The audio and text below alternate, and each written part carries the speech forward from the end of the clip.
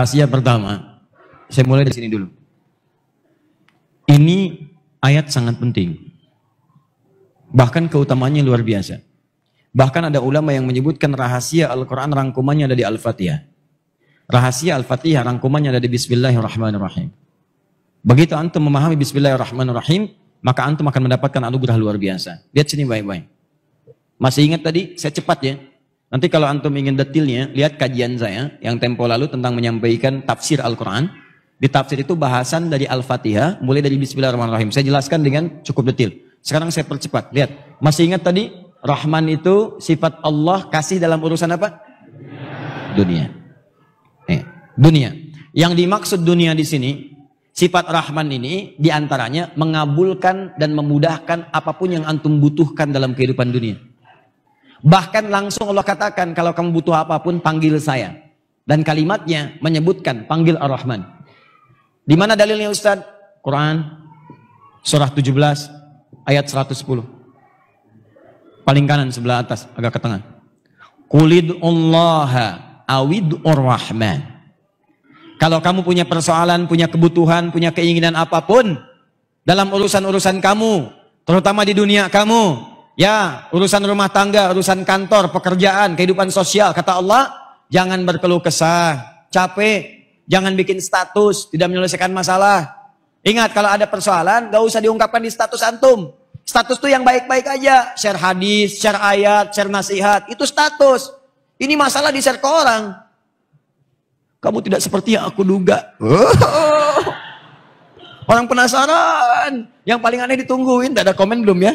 Ada komen belum ya? Aduh, sampai mau tidur masih dicek juga. Belum ada komen sama sekali. Bikin status lagi di bawahnya di komen. Ternyata selama ini tidak ada yang memperhatikan aku. Capek. Nih, panggil Allah. Ketika Anda memanggil Allah, awid ar-Rahman. Minta dengan namanya Rahman.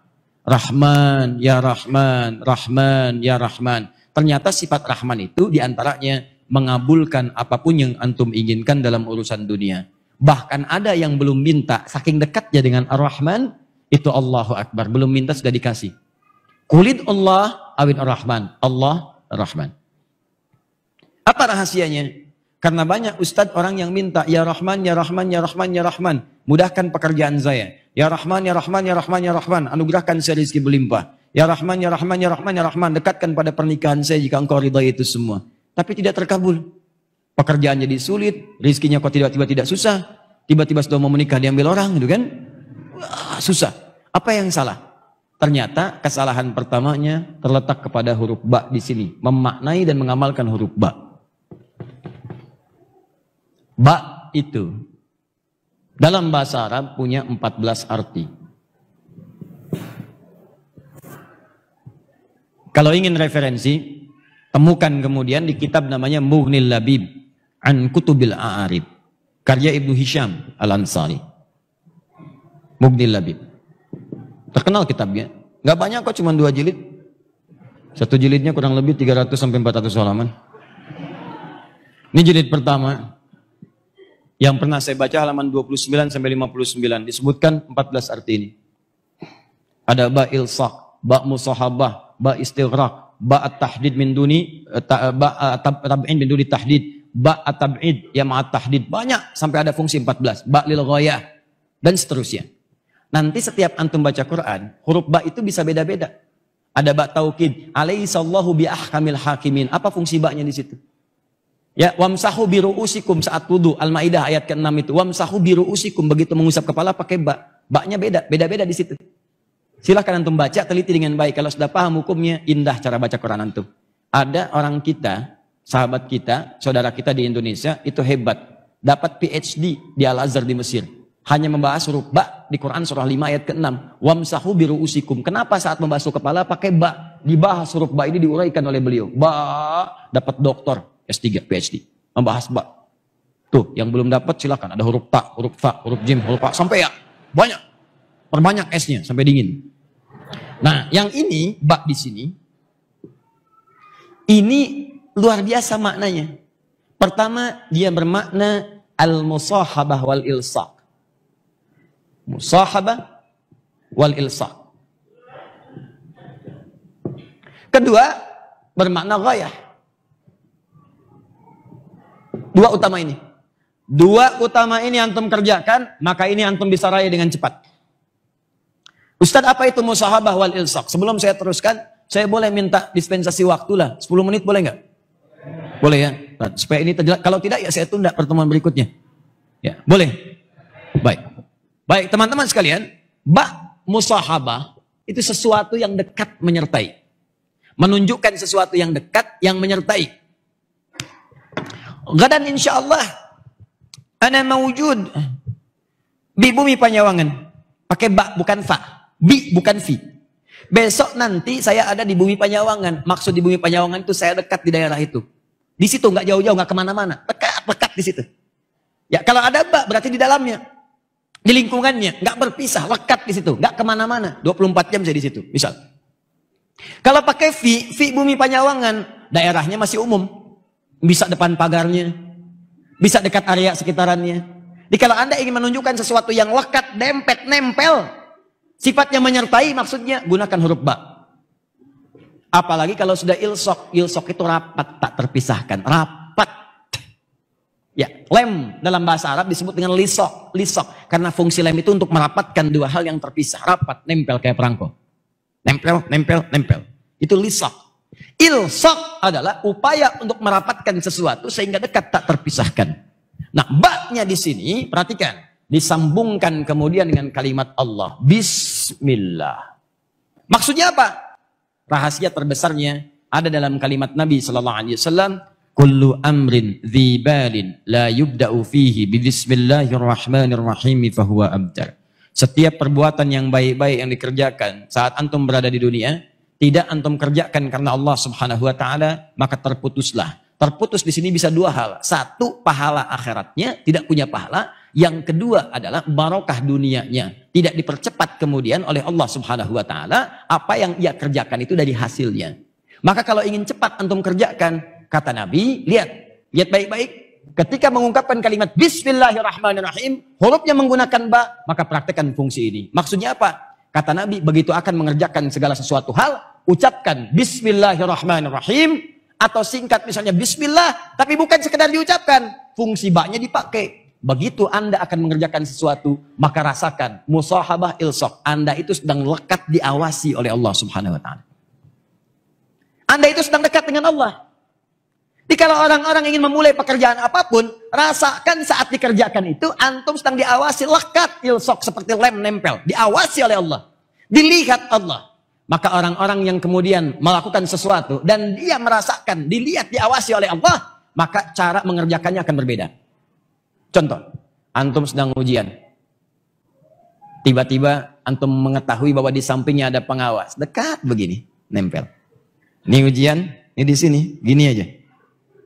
Pertanyaan saya, antum serius nggak ngisi jawabannya? Serius. Antum di kantor, supervisornya di samping, begini aja. Apakah sempat antum buka-buka WA? Terus ngambil selfie? Teman, jangan balas dulu, ini supervisor di samping saya nih. Mustahil. Pasti Anda akan serius. Nggak di samping pun ada CCTV, itu karena kelihatan, dikasih tahu nih. Jangan sembarangan ya, kami akan awasi nih. Yang nyontek, pasti akan kami berikan hukuman. Yang menyimpang, kami berikan hukuman. Itu pasti akan serius luar biasa. Maka bagaimana dengan orang yang sholatnya, Bismillahirrahmanirrahim, baknya, dia lakukan ketika dia kerjakan, dia merasakan Allah sedang melihat sholat saya. Allah sedang mengawasi saya. Maka dia akan pastikan belajar membacakan Al-Fatihah dengan sempurna, baca Quran sempurna karena malu. Masa sudah sering sholat bacaannya belum sempurna? Anda menghadap manusia saja, kata-kata ditata tiap malam. Besok ketemu gubernur sampai nulis dulu, dipelajari dulu di depan cermin. Cermin sampai bilang belum hafal juga, gitu kan? Ya. Ini antum berhadapan dengan Allah yang menciptakan semuanya, yang pengen segala hal dikabulkan. Masa menghadap Allah pernyataan kita masih belum jelas juga, bacaan kita masih berantakan? Maka orang yang Bismillahirrahmanirrahim begitu mengucapkan Bismillah karena merasa Allah mengawasinya, maka dia akan serius mengerjakan sesuai dengan ridha Allah Subhanahu wa taala. Nah, ridha itulah yang akan mempercepat apa yang antum butuhkan. Termasuk mohon maaf nih, duduk kantor, lihat baca proyek. Tiba-tiba datang memo. Pak, tolong mudahkan proyek yang nomor 6, Pak. Di sini ada fee-nya. Insya Allah, pakai insya Allah lagi. Ya. 1 miliar. Tolong tanda tangan Pak, tinggal tanda tangan. Kalau antum paham dengan kalimat ini, Bismillahirrahmanirrahim, begitu antum akan ucapkan itu, begitu mau tanda tangan, sesuatu yang tidak benar, Bismillah, antum merasa pekerjaan antum diawasi oleh Allah. Sebelum kerja, Bismillahirrahmanirrahim, antum merasa diawasi oleh Allah. Langkah antum dilihat Allah, kemanapun diawasi, maka mustahil antum melangkahkan kaki pada yang maksiat. Mampir-mampir ke tempat gak jelas itu gak ada. Karena tahu ketika berjalan Allah mengawasi. Dan tahu Allah mengawasi, mustahil tangan digerakkan. Takut antum. Kenapa Pak? Dipegang aja Pak. Apa Anda tidak sadar kita sedang diawasi Allah? Kita memang berdua, tapi Allah melihat kita. Apa antum ridha saya diwafatkan dalam keadaan sedang maksiat? Siapa yang bisa menjamin saya sehat? Begitu saya tanda tangan, saya wafat. Uangnya tidak saya terima, tapi neraka jaminan bagi diri saya. Maaf, saya tinggalkan semua ini. Walaupun saya harus kehilangan pekerjaan. Tapi Pak, orangnya mengatakan tambah 100 miliar Pak. Gak peduli. Saya sudah tinggalkan semua itu. Pak, orangnya mengatakan tambah lagi 500 miliar Pak. Sebentar, saya istikharah dulu. Saya istikharah dulu. Gak ada. Kalau sudah begini, sudah. Gak peduli dia mau dikasih berapa, sudah. Dia gak akan tukar surga dengan dunianya. Paham ya? Nah, jadi teman-teman sekalian, ini kalimat ini terakhir goyah. Dia tujukan semua karena Allah. Jadi kalau antum kerjakan segala hal, misalnya, maaf sekali.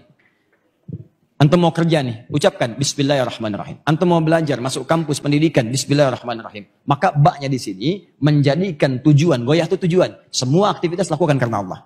Makan karena Allah, minum karena Allah, kerja karena Allah, merawat anak karena Allah, ya merawat masjid karena Allah. Begitu antum kerjakan semua karena Allah, lillah, bukan karena yang lain. Maka diucapkanlah itu kalimat Bismillah untuk menunjukkan keseriusan itu. Maka mau minum, Bismillah. Minumnya karena Allah. Mau makan, Bismillah. Makan karena Allah. Mau berpakaian, Bismillah. Karena Allah. Mengerjakan aktivitas karena Allah. Antum aja ngerjakan pekerjaan manusia. Bos, saya sudah kerjakan. Siap. Kamu lakukan ini. Siap. Kamu kerjakan ini. Siap. Begitu antum kerjakan karena bos antum mudahkan urusan antum. Belum waktunya gajian, telepon bendahara. Si fulan duluin tuh. Tambahin aja kalau bisa. Manusia saja bisa memberikan seperti itu, maka bagaimana Allah yang punya sifat Rahman? Maka hamba-hamba yang meniatkan semuanya karena Allah, mengerjakan karena Allah, maka Allah akan mudahkan apapun yang dia butuhkan dalam kehidupan dunianya. Ini rahasianya. Jadi kalau antum ada kesulitan dalam kehidupan dunia, coba cek dulu, mungkin salah niat.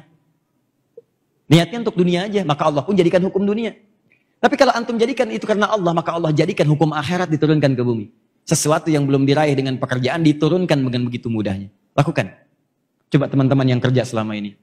Ya, saya mau tanya pada Anda, dari pekerjaan Anda itu belasan tahun sampai dengan sekarang, atau sampai sudah selesai, berapa persen dari pekerjaan yang dikerjakan karena Allah? Itu antum yang kuliah, yang belajar, yang ke kampus, sampai sekarang.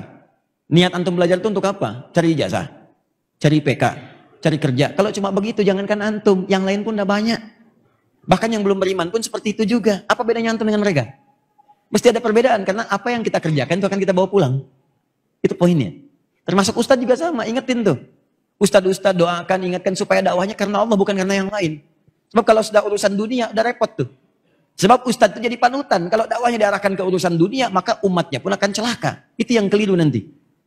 Karena itu teman-teman sekalian, kembali kemudian ke sini, terakhir, semua yang dikerjakan karena Allah, bukan cuma dunia dapat, akhiratnya pun dapat.